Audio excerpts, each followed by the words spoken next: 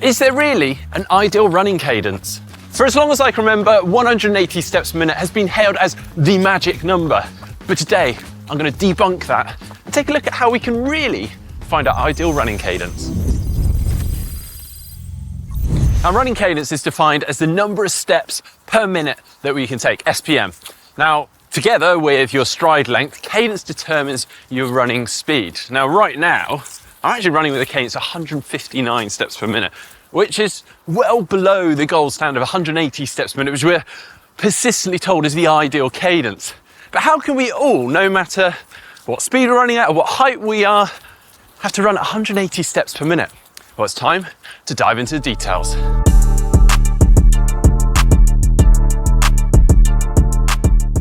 Well, the idea that 180 steps per minute is the best cadence comes from an observation at the 1984 Olympics. Jack Daniels counted the stride frequency of all his elite distance runners and found that only 1 out of 46 had a cadence below 180 steps per minute.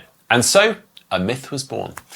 Of course, the truth is that a good running cadence is highly individual. It can easily range somewhere between 150 and 200 or more steps per minute because, yeah, it does depend on a lot of factors, like running speed and height.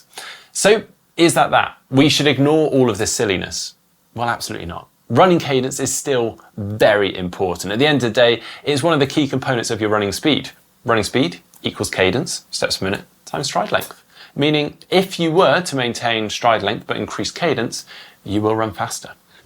But it's not just about speed. Now, runners with a high cadence tend to have a smoother gait. They almost look like they're gliding along, whilst runners with a lower cadence tend to bounce a bit more whilst they're running. And actually, most notably, runners with a lower cadence do actually tend to have a higher risk of injury. So whilst there is no magic number, research has suggested and shown that a majority of runners, and actually more beginner and novice runners, do tend to run with a lower than optimal cadence. This is considered something around 160 steps per minute or less.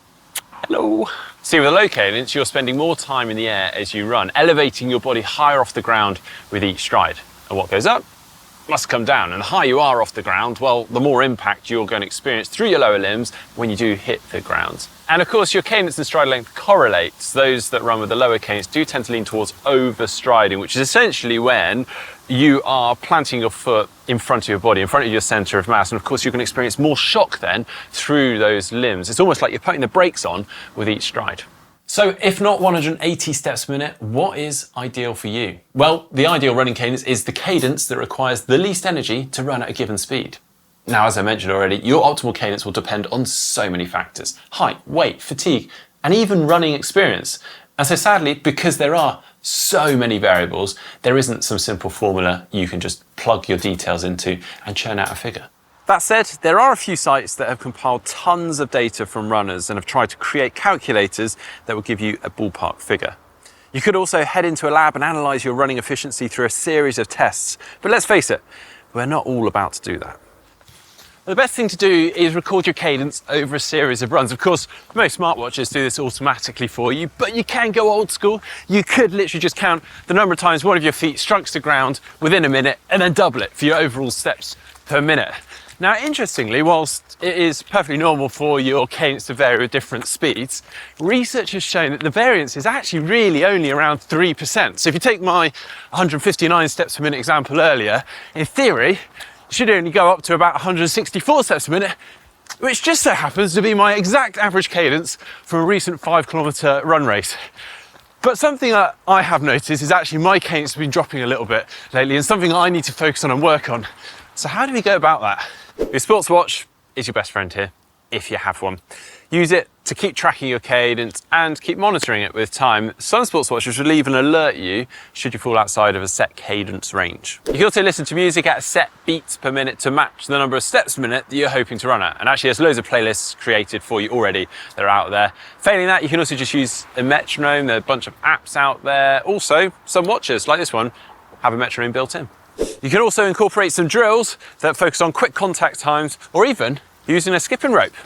A treadmill can also help to improve your cadence. Since you have no fluctuations in speed, you can really focus on increasing cadence without increasing pace. And as with any adaptations, we want to make sure you're doing it step by step. Try not to do it by 10 steps per minute overnight.